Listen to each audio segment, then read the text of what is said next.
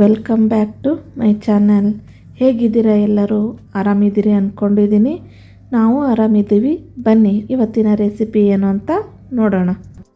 ನಮ್ಮ ಅಜ್ಜಿ ನಮ್ಮ ಮಮ್ಮಿಯರು ಮಾಡ್ತಿದ್ರಲ್ಲ, ಆ ರೀತಿ ಮಟನ್ ಸಾರು ಮಾಡಬೇಕು ಅಂತ ಅಂದ್ಕೊಂಡಿದ್ದೀನಿ.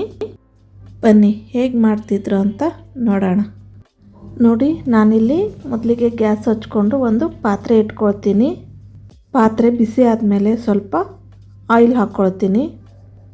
ಆಯಿಲು ಬಿಸಿ ಆಗಿದೆ. ಅರ್ಧ ಉದ್ದಕ್ಕೆ ಹೆಚ್ಕೊಂಡಿರೋ ಈರುಳ್ಳಿನ ಹಾಕ್ಕೊಳ್ತೀನಿ. ಈರುಳ್ಳಿ ಹಾಕಿ 2-3 ಸಾರಿ ಮಟನ್ನ ತೊಳೆದು ನಾನು ಇಟ್ಕೊಂಡಿದ್ದೆ. ಇವಾಗ ಆ ಮಟನ್ನ ಹಾಕ್ಕೊಳ್ತಾ ಇದ್ದೀನಿ. ಇವಾಗ ಎಣ್ಣೆಯಲ್ಲಿ ಸ್ವಲ್ಪ ಚೆನ್ನಾಗಿ ಮಿಕ್ಸ್ ಮಾಡ್ಕೊಳ್ಳೋಣ ಮಟನ್ನ. ಅದಕ್ಕಿವಾಗ ಅರ್ಧ ಸ್ಪೂನ್ ಅರಿಶಿಣ ಹಾಕ್ಕೊಳ್ತಾ ಇದ್ದೀನಿ.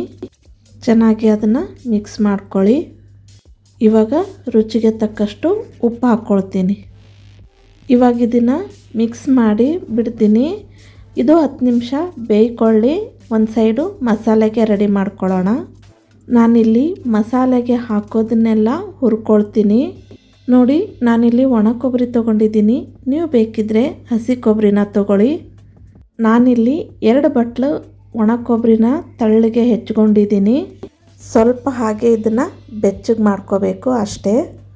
ಇವಾಗಿದು ಬೆಚ್ಚಗಾಗಿದೆ, ತಕ್ಕೊಳ್ತೀನಿ. ಅದೇ ಪಾತ್ರೆಯಲ್ಲೇ ಇವಾಗ ಡ್ರೈ ಮಸಾಲೆನ ಹುರ್ಕೊಳ್ತಾ ಇದ್ದೀನಿ. ಒಂದು 10-12 ಲವಂಗ ಹಾಕ್ಕೊಳ್ತಾ ಇದ್ದೀನಿ. 1.5 ಇಂಚಷ್ಟು ಚಕ್ಕೆ ಹಾಕ್ಕೊಳ್ತೀನಿ. ಒಂದು 10 ಮೆಣಸುಕಾಳು ಹಾಕ್ಕೊಳ್ತೀನಿ. 1-2 ಏಲಕ್ಕಿನ ಹಾಕ್ಕೊಳ್ತಾ ಇದ್ದೀನಿ. 1 ಸ್ಪೂನು ಕಸಕಸೆ ಹಾಕ್ಕೊಳ್ತೀನಿ. ಇದನ್ನೆಲ್ಲ ಸಣ್ಣ ಉರಿಲೇ ಸ್ವಲ್ಪ ಬೆಚ್ಚಗೆ ಮಾಡ್ಕೋಬೇಕು ಅಷ್ಟೇ. ಸ್ವಲ್ಪ ಬೆಚ್ಚಗಾಗಿದೆ ಸಾಕು. ಇದನ್ನು ತೆಕ್ಕೊಳ್ತೀನಿ. ಅದೇ ಪಾತ್ರೆಗೆ ನಾನು 1 ಸ್ಪೂನಷ್ಟು ಆಯಿಲ್ ಹಾಕ್ಕೊಳ್ತೀನಿ. ಒಂದು ಉದ್ದಗೆ ಹೆಚ್ಚಿರೋ ಈರುಳ್ಳಿನ ಹಾಕ್ಕೊಳ್ತೀನಿ. ಅದನ್ನು ಸ್ವಲ್ಪ ಫ್ರೈ ಮಾಡ್ಕೊಳ್ಳೋಣ. ಇವಾಗ 1 ಗೆಡ್ಡೆಯಷ್ಟು ಬೆಳ್ಳುಳ್ಳಿ ಹಾಕ್ಕೊಳ್ತೀನಿ. ಅದನ್ನು ಸ್ವಲ್ಪ ಫ್ರೈ ಮಾಡ್ಕೋಬೇಕು. 1 ಇಂಚಷ್ಟು ಶುಂಠಿ ಹಾಕ್ಕೊಳ್ತೀನಿ. ಅದನ್ನು ಸ್ವಲ್ಪ ಫ್ರೈ ಮಾಡ್ಕೋಬೇಕು.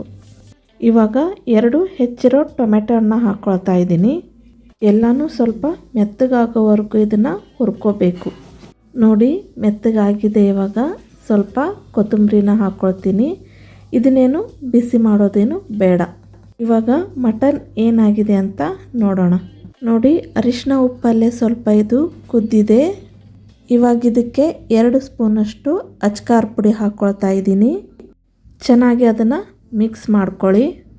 ನೋಡಿ, ಇವಾಗ ಮಟನ್ನ ಬೇಯಿಸ್ಕೋಬೇಕು. ಬೇಯೋಕ್ಕೆ ಎಷ್ಟು ನೀರು ಬೇಕೋ ಅಷ್ಟು ನೀರನ್ನ ನಾನಿಲ್ಲಿ ಹಾಕ್ಕೊಳ್ತಾ ಇದ್ದೀನಿ. ಮುಚ್ಚಿಟ್ಟು ಇದನ್ನು ಬೇಯಿಸ್ಕೊಂಬಿಡೋಣ. ನೋಡಿ, ಆವಾಗಲೇ ಮಸಾಲೆ ಐಟಮ್ಸ್ನೆಲ್ಲ ಹುರಿದಿಟ್ಕೊಂಡಿದ್ನಲ್ಲ, ಅದನ್ನಿವಾಗ ನಾನು ರುಬ್ಕೊಂಡು ಬರ್ತೀನಿ. ರುಬ್ಬಿದ್ದು ಆಯಿತು. ಮಟನ್ ಬೆಂದಿದೆಯಾ ಅಂತ ನೋಡೋಣ. ನೋಡಿ, ಮಟನ್ನು ಕೂಡ ಬೆಂದಿದೆ. ಇವಾಗ ರುಬ್ಬಿರೋ ಮಸಾಲೆ ಎಲ್ಲ ಹಾಕ್ಕೊಂಬಿಡೋಣ.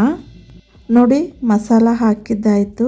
ಇವಾಗ ಸಾರು ಎಷ್ಟು ಬೇಕೋ ಅಷ್ಟು ಅಳತೆಗೆ ನೀರು ಹಾಕ್ಕೊಂಡು ಇದನ್ನು ಕುದಿಸ್ಕೊಂಬಿಡಬೇಕು. ನೋಡಿ, ಮಟನ್ ಸಾರು ಕುದ್ದಿದೆ. ಸ್ಮೆಲ್ ಅಂತೂ ಗಮ್ ಅಂತ ಬರ್ತಾಯಿದೆ. ಕೊನೆಯದಾಗಿ ನಾನು ಕೊತ್ತಂಬರಿನ ಹಾಕ್ಕೊಳ್ತಾ ಇದ್ದೀನಿ. ಈ ಮಟನ್ ಸಾರನ್ನ ಮುದ್ದೆ, ರೊಟ್ಟಿ, ಚಪಾತಿ ಜೊತೆ ಸರ್ವ್ ಮಾಡ್ಬೋದು. ಅದರಲ್ಲೂ ಉತ್ತರ ಕರ್ನಾಟಕದ ಸ್ಪೆಷಲ್ ಖಡಕ್ ರೊಟ್ಟಿ ಜೊತೆ ಸರ್ವ್ ಮಾಡಿದರೆ ಒಂದು ರೊಟ್ಟಿ ಅಲ್ಲದೆ ಇನ್ನೂ ಒಂದು ರೊಟ್ಟಿ ಬೇಕು ಅನ್ನೋಷ್ಟು ರುಚಿಯಾಗಿರುತ್ತೆ. ನಾನು ಸಹ ಅದೇ ಖಡಕ್ ರೊಟ್ಟಿ ಜೊತೆ ಸರ್ವ್ ಮಾಡ್ತಾ ಇದ್ದೀನಿ.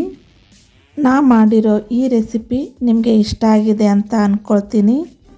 ಇಷ್ಟ ಆದರೆ ಲೈಕ್ ಮಾಡಿ, ಶೇರ್ ಮಾಡಿ, ಹೇಗಿತ್ತು ಅಂತ ಕಮೆಂಟ್ ಮೂಲಕ ತಿಳಿಸಿ. ಹಾಗೆ ಸಬ್ಸ್ಕ್ರೈಬ್ ಆಗೋದನ್ನು ಮಾತ್ರ ಮರಿಬೇಡಿ.